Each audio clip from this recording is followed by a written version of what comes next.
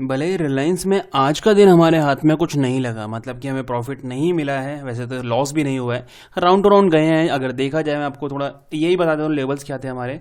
33 नीचे का पॉइंट था हमारा यहाँ पे जो ट्रिगर नहीं हुआ है, जो कि ब्रेकडाउन पे ट्रिगर होना था। ऊपर की तरफ था 46 ना, एक सेकंड, 46, यस 46 था। 46 को पकड़ते हैं यहाँ पे। अगर देखो 46 की अगर मैं बात करूँ, 46 कहाँ है सबसे पहले ये देखना। 46 बैठ रहा है सर ये वाली रेंज, याद है ये वाली रेंज।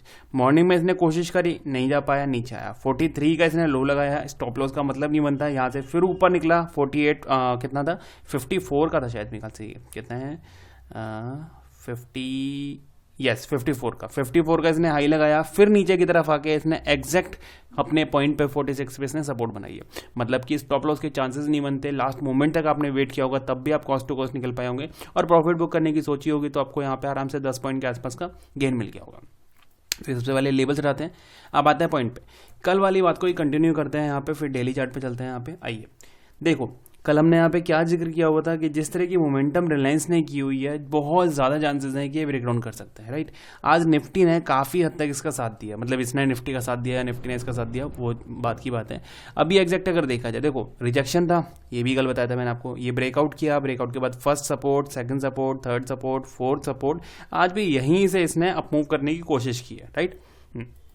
कल के दिन ध्यान देना, अगर यहाँ से रेड कैंडल बनती है, क्योंकि देखो निफ्टी 3 दिन से अप मूव लगा चुका है, कल चांसेस कम है, बट यहाँ पे चांसेस निफ्टी के हैं कि वहाँ से 300 पॉइंट के आसपास का फॉल जो है वो दिखा सकता है। अगर निफ्टी अगर 300 पॉइंट का फॉल दिखाता है तो चांसेस बन सकते हैं कि रिलायंस भी यहाँ पे उसका साथ देने आ जाए, बिल्कुल हो सकता है। तो अगर ये कल के दिन यहाँ पे रेड कैंडल के तौर पे नीचे की तरफ निकलता है और ये जो सपोर्ट है इसको ब्रेक करता है, अगर ये सपोर्ट को ब्रेक करके नीचे निकलता है, तो फिर काफ़ी ज़्यादा चांसेस हैं यहाँ पे इसको सपोर्ट जो है वो नेक्स्ट ये वाली मिलने वाली है, ठीक है। इसका हम वेट करने वाले हैं, बहुत ज़्यादा एक्साइटली हम यहाँ पे वेट करने वाले हैं।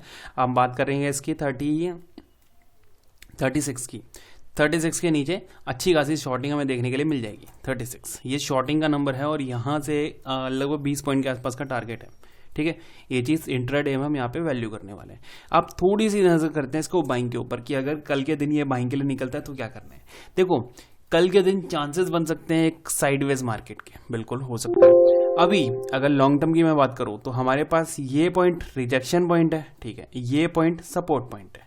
ना ही इसको ब्रेकडाउन के चांसेस, मतलब जब तक ये ब्रेकडाउन नहीं होगा, जब तक शॉर्टिंग नहीं, जब तक ये ब्रेकआउट नहीं होता, जब तक बाइंग नहीं, ये हो गया लॉन्ग टर्म व्यू, राइट। ये क्लियर रखना।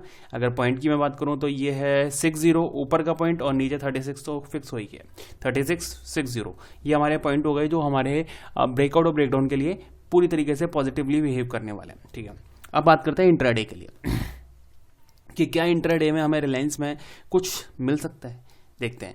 रिलायंस की अगर बात करूँ इंट्राडे के लिए, तो अभी की अगर देखा जाए, सेंटीमेंट समझने की कोशिश की जाए, बॉटम दिया, फिर से बॉटम दिया, ऊपर की तरफ निकल रहा है, ये एक पॉजिटिवली हम कह सकते हैं कि डबल बॉटम पैटर्न बनाया हुआ है, हाँ कह सकते हैं। ये इसकी नेकलाइन है, नेकलाइन को इसने ब्रेक करने की कोशिश करी, नहीं कर पाया, फिर दोबारा कोशिश करी, फिर दोबारा उसी के नीचे आ गया। तो नेकलाइन की रिस्पेक्ट इसने नहीं की हुई है, तो नेकलाइन को हम इसमें वैल्यू नहीं कर सकते, यानी कि ये पॉइंट जो है वैल्यूएबल नहीं है, ठीक है। इसके बाद दूसरा पॉइंट, यहाँ पे हमारे पास ये सपोर्ट नजर आ रही है, राइट, ये वाली सपोर्ट। अब इसकी वैल्यू देखते हैं यहाँ पे कि लास्ट यहाँ पे अगर वैल्यू करती हुई देखी थी इसने, सपोर्ट था, रिजेक्शन, लगभग रिजेक्शन, यहीं पे एक सपोर्ट, फिर से एक सपोर्ट बना के बाउंस इसने किया हुआ है। मतलब कि हम कह सकते हैं कि इसने इसकी वैल्यू जो है वो की हुई है, राइट, ये चीज़ है। तो अभी रिसेंट में हमारे पास सपोर्ट जो नजर आ रही है वो क्या है, 43 की हमारे पास एक सपोर्ट मिल गई नीचे के लिए। इंट्राडे के लिए बता रहा हूँ सर, इंट्राडे में 43 की एक सपोर्ट मिल गई हमारे पास। और इंट्राडे में अगर ब्रेकआउट की मैं बात करूँ तो देखो रिस्क है थोड़ी कम क्वांटिटी ट्रेड करना, बट एक 52 के ऊपर आप ट्रेड कर सकते हो। तो इंट्राडे के लिए आपके पास 52 1252 इंट्रा, ओके ये हो गया।